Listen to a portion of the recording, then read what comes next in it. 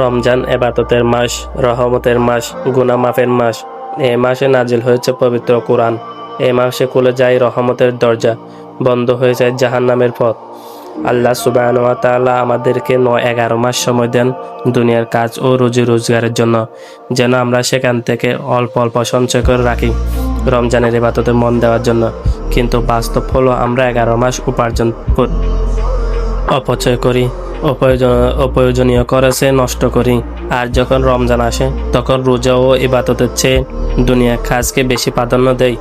রমজান শুধু না খেয়ে থাকার নাম নয়, এটি আত্মাশুদ্ধর মাস, তাকওয়া অর্জনের মাস, নিজের ভুলগুলো থেকে ফিরে আসার মাস।